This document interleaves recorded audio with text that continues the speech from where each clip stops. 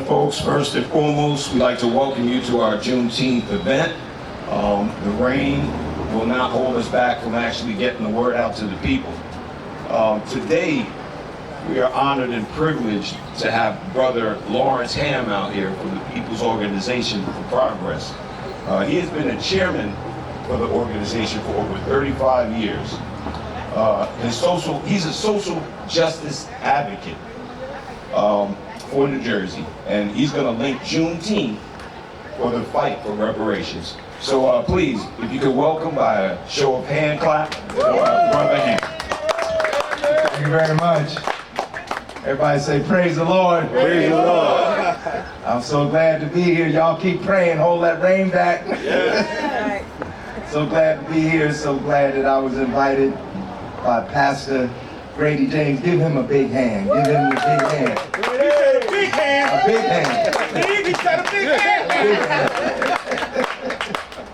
A big hand, because this, I feel, is what all our churches should be doing. Amen. And when our churches do this, they're carrying on in the historical tradition of the black church. That's right. Because historically, the black church was the base of our struggle for liberation. I mean, of course, you had some here and there, you know, that were outsiders, but for most part, the church was the base for the struggle against slavery, the struggle against Jim Crow, and it's the base for the struggle against racial oppression today. When we think about Juneteenth and we think about our heritage and the enslavement of our people, don't forget, Nat Turner, who led a slave rebellion, was a preacher. Yes, He was a minister. That's right. He didn't use the word of the Lord to further enslave his people. That's right. He used the word of the Lord to liberate his people. He prayed and he saw visions, and he believed that God had empowered him to be as Moses and to lead his people out of bondage. And many of our religious leaders over the years have played that role. So if every church was doing what this church is doing this morning, we'd be a step ahead. Wouldn't we be a step ahead? We'd be a step ahead. If every church was out having rallies either on Juneteenth, around Juneteenth, and it just don't have to be Juneteenth. I hope to come back to this street corner in the future when it's not a holiday to speak to our people. So I'm very glad to be here, and I don't want to talk too long. But it is important that everybody understand the history of Juneteenth. I'm sure most of you have heard something about Juneteenth already, right? You heard that General Granger came into Galveston, Texas, and read General Order Number 3 and told all the black people there they were free. Now, based on the way they're telling it, you think that Granger just sashayed on in to Galveston by himself, stood on a balcony and said, no, Granger came into Galveston with 2 regiments of federal troops, because our people weren't in bondage because they didn't know about the Emancipation Proclamation. Our people were in bondage because they were being kept in bondage by force of arms. Remember, if you tried to run away, you could be killed. If you tried to talk back to your master, you could be killed or mutilated or tortured, as many were. They had heard about the Emancipation Proclamation, but it took the defeat of the Confederacy and the presence of federal troops to enforce General Order Number 3, which proclaimed as a follow-up to the Emancipation Proclamation that we would be free. But there's some things I need to say because I feel it's important for us to get the narrative right. General Order Number 3 was based on the Emancipation Proclamation. And when I listen to the news and when I watch the television, I hear them say over and over again that the Emancipation Proclamation freed the slaves. That's not exactly true. The Emancipation Proclamation did not end slavery. Slavery was ended by virtue of the passage of the 13th Amendment after the Civil War in December of 1865. That's when slavery ended. The Emancipation Proclamation Lincoln issued in September of 1862, it was a military recruitment document. It did not free all slaves. It offered freedom to those of our ancestors who were enslaved in the Confederate States.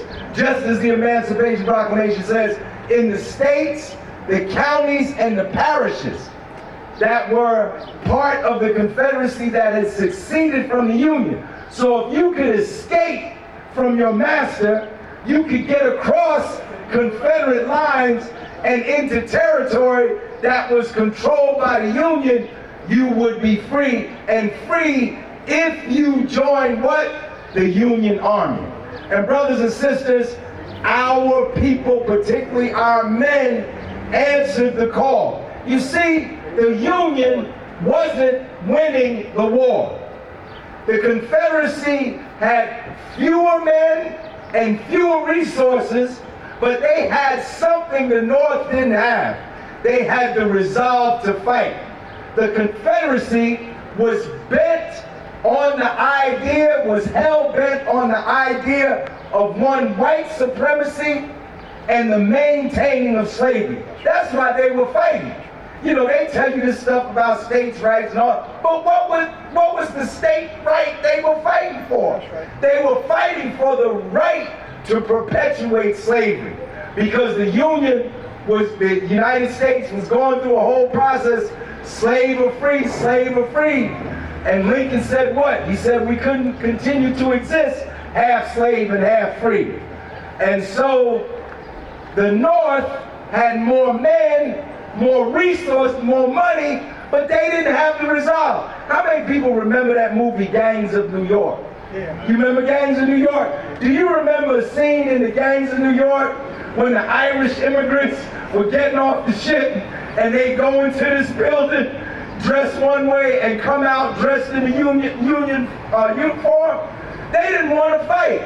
In fact, they were so angry that the reason black people live in Harlem today is because they had something in New York called the draft riots.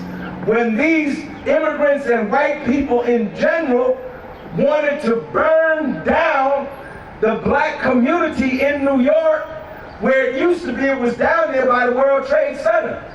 And when the draft was enforced, they rebelled, burned it down, and all of our people went up to Harlem. That's how black people got to Harlem, because of the draft riots. So they didn't have the resolve.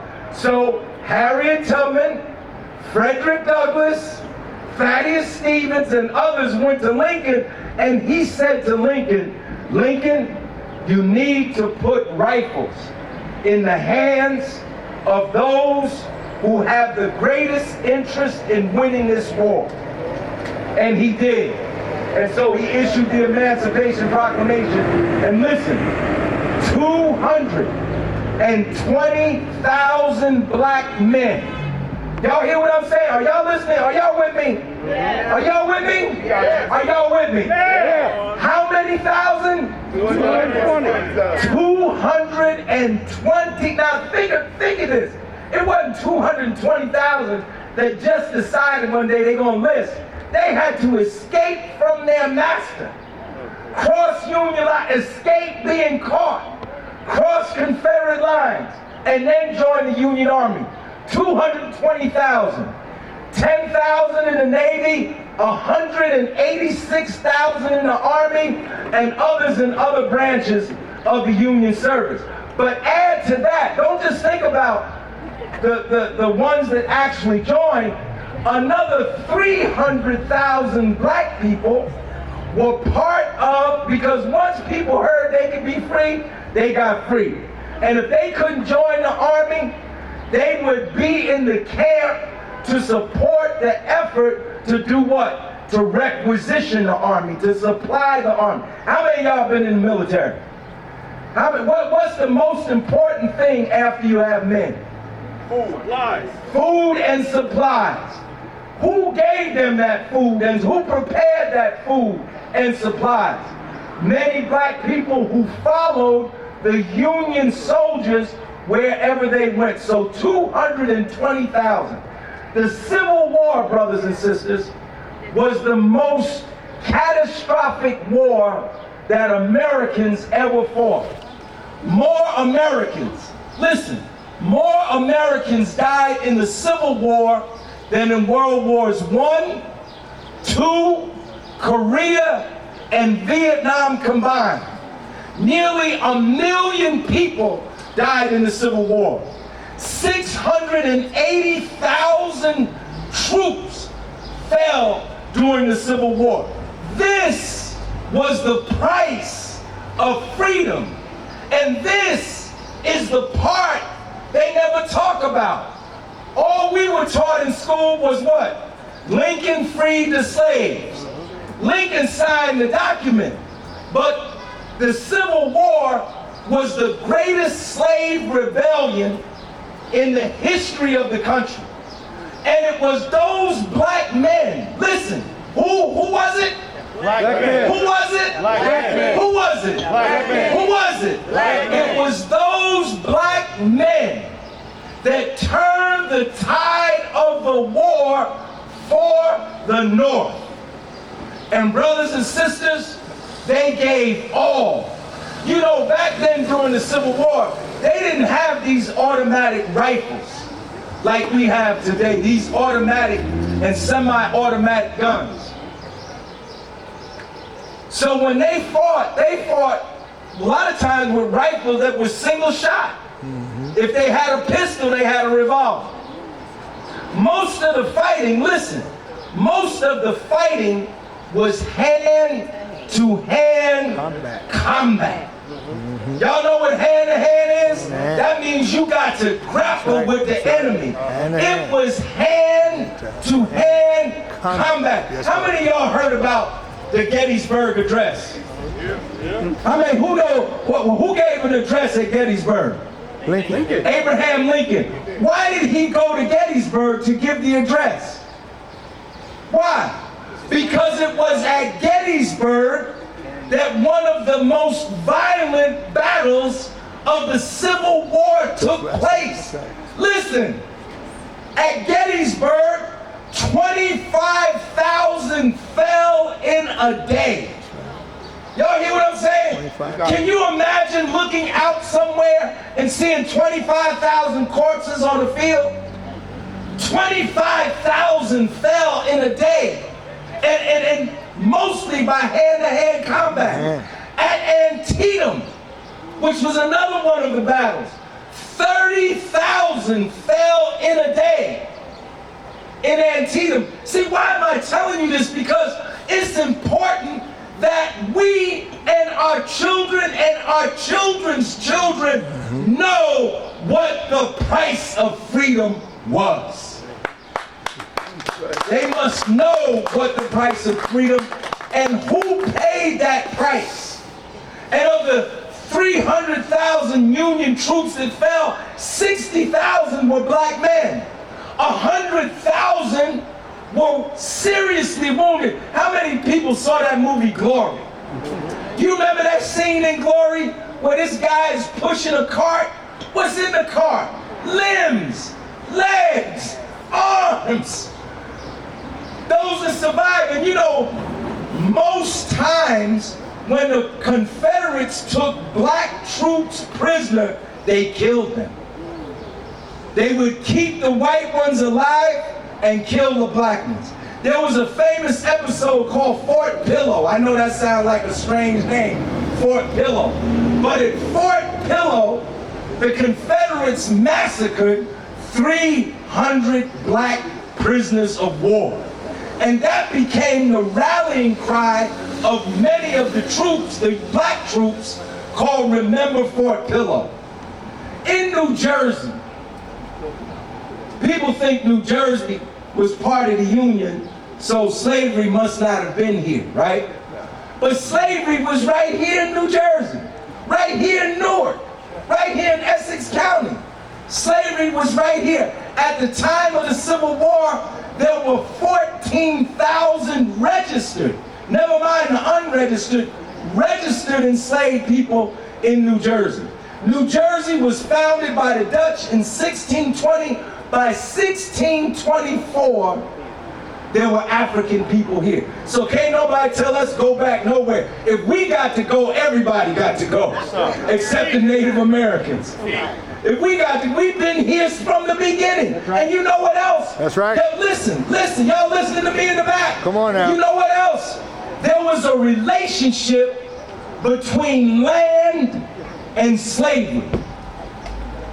For every enslaved person a colonist owned, they got 160 acres of land for free. Y'all know how big an acre is? Yes. My Vice Chairman Larry Adams told me an acre is about the size of a football field.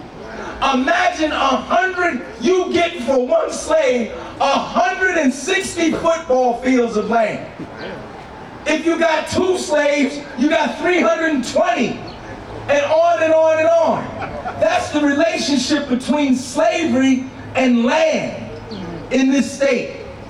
And look, when Lincoln issued the Emancipation Proclamation, Brother Grady, the state of New Jersey nullified, the state legislature of New Jersey nullified Lincoln's power to emancipate slaves in the state.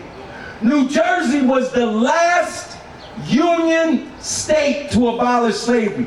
It didn't abolish it until after the Civil War. By what? By virtue of the passage of the 13th Amendment. See, the story is more complex and it's more complicated. But getting to the part about reparations, you know, when the North, in the beginning of the war, and the Union Army didn't want to fight, the Supreme Commander's name was McClellan. McClellan was from New Jersey. His house is a National Historic Landmark in Montclair. McClellan House. McClellan wouldn't fight. McClellan had 100,000 troops on the Potomac, and he would not fight. Lincoln sent him telegram, you gotta fight, you gotta fight, you gotta fight. Finally, Lincoln got sick of McClellan, and he fired McClellan. And who did McClellan hire? Who? U.S. Grant. Ulysses S. Grant. And you want to hear the irony of ironies? Grant was a slave owner. Grant, I mean, this thing is so messed up. Like, it's like when I hear Juneteenth, I don't know whether to be happy or to be sad. 1 minute I'm happy, 1 minute I'm sad. Because if you know the truth of the story, there's a lot of blues in it. You know, it's not like the 4th of July. We all have, we said, you know. So he fires McClellan. He hires General Grant, and Grant hires a guy named who? William Tecumseh Sherman. Now you go down south, you might get away with mentioning Lincoln's name, but you're not gonna get away. You better get in your car and keep going if you say Sherman. Because them people down there in Georgia, them white people hate Sherman. Why do they hate Sherman? Because Sherman wasn't playing around. Sherman wasn't sitting on the Potomac waiting to fight. Sherman says, I'm gonna teach, this is what he said. This is a quote. I'm going to teach you the price of sedition. And Sherman went. Sherman, you know what? Sherman is credited with the art of modern warfare. The idea of total war emanates out of Sherman's battles. Because, you know, you've seen in them movies where in the old days they would fight, the British would line up on one side, the colonists would line up on the other, and they would shoot at each other. No, Sherman said, no, we're going to shoot you any way we can. We're going to shoot you from the trees. We're going to shoot you from around the corner. We're going to be under the wagon shooting you. Right. And then the other thing Sherman said, because what do you need, what did the brother say earlier? What do you need to make war beside men? Supplies. Sherman said, I'm going to set your storehouses on fire. I'm going to set your granaries on fire.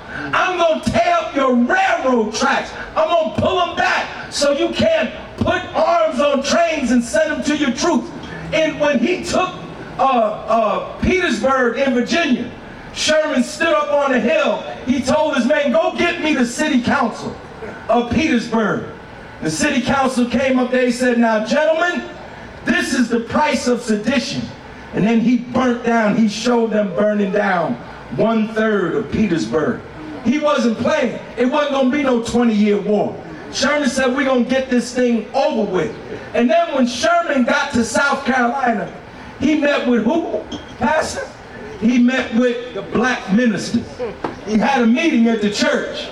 And he said to the black ministers in South Carolina, he said, what do y'all need to make a way for yourselves?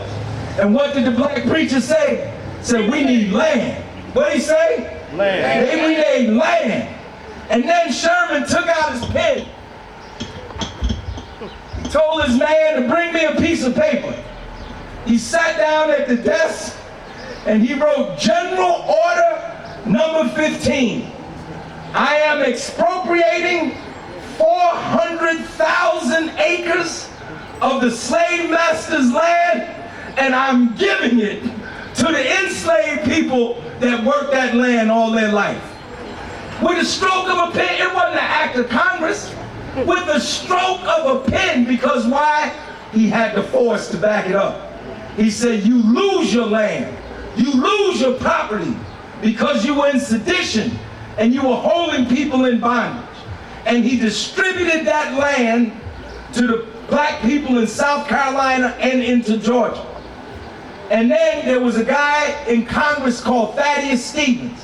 What was his name? Thaddeus Stevens. You with me? I hear you. Thaddeus Stevens. Thaddeus Stevens wrote a bill called H.R. 29. What's the number? H.R. 29. H.R. 29 that said that we will give to every freeman, because after the emancipation, we weren't slaves anymore.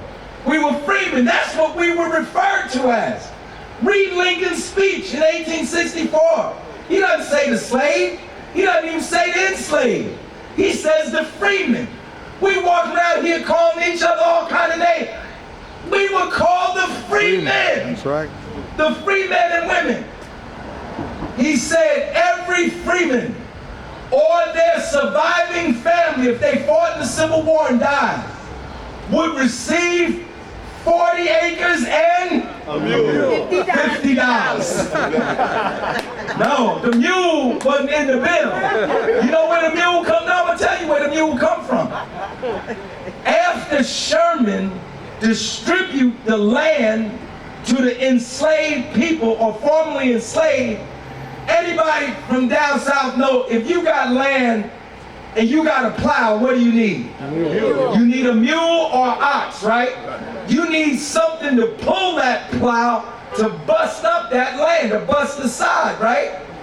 So the Union soldiers, once the people got land, they would take the mules that pulled the cannon and they would give the mule to each family that had land. That's where the mule come from.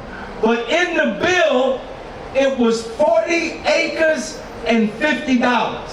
And that bill was on its way to be passed by Congress. But what happened? What happened in April of 1865? The assassination of Abraham Lincoln. And Abraham Lincoln's vice president was a man named Andrew Johnson. He was from Tennessee. He was a Southern sympathizer. What do you think Johnson's first executive order was as president? Take that land back. To reverse the land order. That's right. He ordered the Union to return the land that had been given to the enslaved people back to the slave masters. Now that might sound easy, but a lot of our people didn't want to give up that land. A lot of our people picked up their rifles and said, no, we're not giving up the land. So what did Johnson have to do? He had to send an army. And leading that army was a general Now this is right after the Civil War. His name was General Howard. And it's interesting because Howard had actually been pro-abolitionist.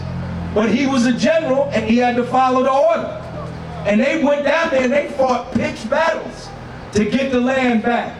But eventually the people were overcome because they were facing superior military forces. But guess where General Howard, who took the land back from the enslaved people, guess where his portrait hangs? His portrait hangs in the library of Howard University, which is named after General O.O. Howard. Isn't that ironic? That Howard University is named after the general that took the land back from the enslaved people. See, you got to know the history, brothers and sisters. This history is important because when you let people give you simple stories, it make you do simple things. When you get the truth, then you do truthful things, and you do things that are in the name and in the spirit and the correct guidance of truth. So we're here today to demand reparations. Although that bill did not get passed in 1865, this country is the richest country in the world. Who made it rich? Our ancestors made it rich. Your ancestors and my ancestors. You think I'm joking. You think this is just like made up stuff. Let me tell you something. In 1860, the greatest industry in America, the biggest capital investment, bigger than the capital invested in banks and industry, was the money invested in the slave trade. It was industries like cotton and other industries where black people were essential, where our labor was stolen, that provided the money that was the basis of the Industrial Revolution. This country is rich because our ancestors made it rich. And we're here today to say that if the United States can be involved in reparations for our Jewish brothers and sisters who were the victims of the Holocaust, if the United States can provide reparations to the Japanese that were put in concentration camps in the United States during World War II, then the United States can provide reparations for the descendants of Africans that were enslaved in this country. This is serious. And I'm here to tell you, brothers and sisters, get your paperwork in order. Because y'all walking around here thinking that reparations will never happen. Do you know that in California, they passed a reparations bill and formed a commission? Do you know in New York State, right next door, last week, they passed a reparations bill? Now, some of y'all here, you know, you can't trace back past your grandparent. You better go get your grandmama Bible and see how far back your generations go. So when it's time to get your reparations, you'll have your paperwork in order. I know my way. Don't be standing around. You know, you stand around, you be like, I gotta go to the side. No, do all that now. I know it. Do your ancestry now. That's right. And everything. Because our people we're gonna get reparations. One way or the other. That's right. We're gonna get reparations. So this is what we need you to do. I done talked long enough. Let me wind it up right here. This is what we need you to do. There are reparations bills in Congress, and there are reparations bills in the state legislature. In Congress, the bill is H.R. 40. Now, if y'all live here in the 10th Congressional District, the good news is that your Congressman, Donald Payne, is already on H.R. 40. But all these other Congress people in New Jersey, they're not on it. They need to be on it. So we need the church, Pastor, to send a letter to the other 12 Congress people and tell them, get on H.R. 40, which would create a commission to study the issue of reparations and to make recommendations as to what form, how, and when reparations should be given to the descendants of those who were enslaved in this country. Here in New Jersey, we got a reparations bill. Number is A986. That's the reparations bill in New Jersey. It too would create a task force to study the issue, because slavery was here, to study the issue of reparations and to make recommendations to the legislature as to what form, how, when, where reparations should be received by people in New Jersey. So we need you to write letters individually, and we need you to write letters collectively, and we need you to make phone calls, send emails, put the pressure on. The other thing we need to do, Pastor, we need to get our young people involved in this struggle. I want to ask, how many young people here today have ever read the Emancipation Proclamation? Raise hands. Most have not. If I had awards, I'd give them to you, but I don't have any with me. How can our children go to school for 8 years of elementary school, 4 years of high school, and never have read the Emancipation Proclamation? How is that possible? Somebody tell me, how is it that we can pay thousands of tax dollars every year in property taxes and in sale taxes, and our children come home and we ask them, have you read the Emancipation Proclamation? And they say no. So I would recommend, you know, in the old days we used to have what they call elocution classes. Have the students come up, the student that can memorize the Emancipation, or at least a few paragraphs, give them a scholarship. Give them a scholarship. They stand before the congregation of the church and read the Emancipation Proclamation. Or stand before the congregation of the church and read the Gettysburg Address. Or stand before the congregation of the church and recite Dr. King's I Have a Dream speech. And they can do it because they can recite whole albums of rap music. I know, I got children. They can recite, they don't have no paper. They can recite all the words, all the songs on the album. But they can't recite anything that has anything to do with the liberation of our people. We are an oppressed people.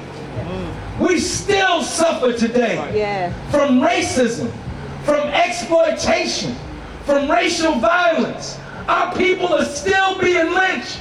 They're being lynched by the Klan in white uniforms, and they're being lynched by police in blue uniforms. A lynching is a lynching. Whether the lynching is done by a policeman or whether it's done by a Klansman. A lynching is a lynching.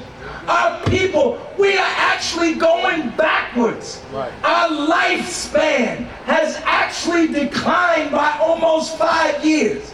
I just read a report yesterday.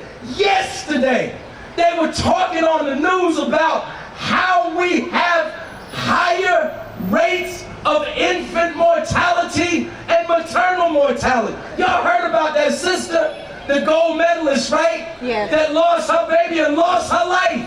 How is that an Olympic athlete can't get the medical care needed to have birth without complications?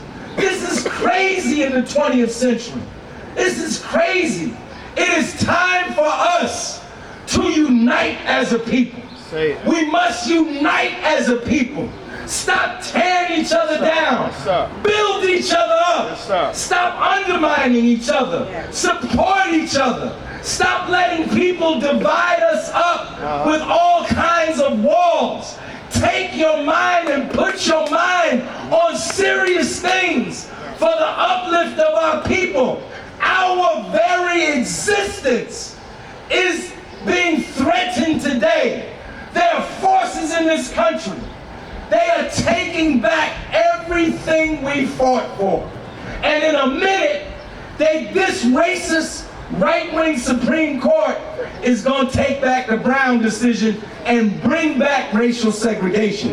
That's the whole look, the thing that's animating Trump and all the people that are with Trump is their hatred for black people. They lost their minds since the election of Barack Obama. That set them off. They was determined. That's why they would elect a criminal like Trump. It ain't got anything to do with morality. They're about having somebody that's going to do what they want done. That's it. But I believe that we are a great people. Yes, sir. I'm telling you, despite everything you may see that is negative, I'm here to tell you that we are great people. I'm proud to be a black man in the 20th century, in the 21st century today in this country. I'm proud of our heritage. I'm proud of our accomplishments. Come on now. Black people gave civilization to That's the right. world. That's right. We gave mathematics to the world. That's right. We gave science to the world. That's right. We gave architecture to the world. We gave engineering to the world. That's right. We gave Come on, mathematics to the world. We set the standard.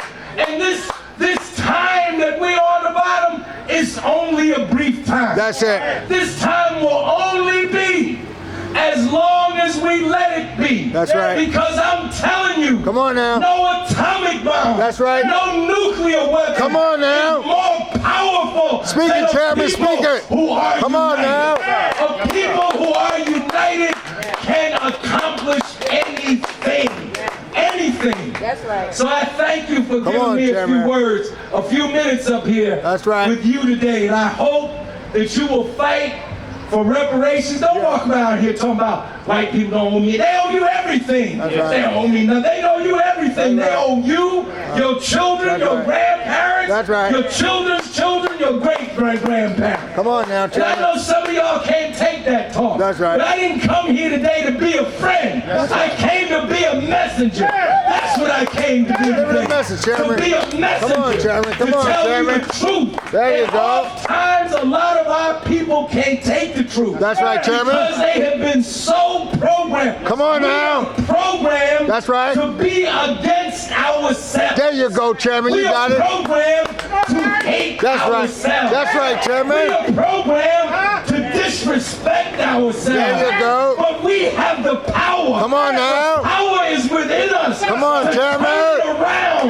To Preach the turn truth. it around and to raise our people up. Come on, So I Chairman. thank you. Thank you, And I Chairman. hope that you will continue to do like you're doing today and let us go forward and fight for reparations. Power to the people. Power to the people. Thank you, Chairman. Thank you. Thank you, Chairman.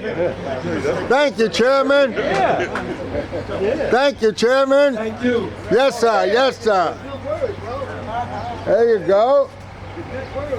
Tell the truth. Truth shall set you free. On behalf of our guests, Brother Hamm has to go to Queens. Bayonne. Then Queens. This is one of the hardest speaking social justice advocates in the state of New Jersey. Thank you again, Brother Hamm. Another round of applause, man. Thank you, Thank you, sir. Chairman. Thank you. All right. We're going to keep this going because we don't know how long this rain is going to hold out. Growing up, I didn't go to college. Right now we have a way for not only young men to achieve, but even our seasoned men to actually go get some training and get some work out there, some good work. Right now we have from Lincoln Tech, we have Mr. Greg Payne. He is a supervisor for the electrical and electronic department. Please welcome him because I'm sure he has good opportunity and good work. Thank you, thank you, thank you. Praise God, brothers and sisters. I'm glad to be here. Relax. Let me tell you a little about me. I had a career, I'm an electronic engineer. I went to Lincoln Tech just because people were reaching out to me. I haven't heard about them. I went to Derived. But I went there and I saw a need. I left, got to my truck, and I heard a voice because I was walking down the hall. And as he was saying, you'll be doing this, the person that was interviewing me, the student said something to me. And I looked at him and I said, is this the type of people you got here? Yeah. So I turned the job down.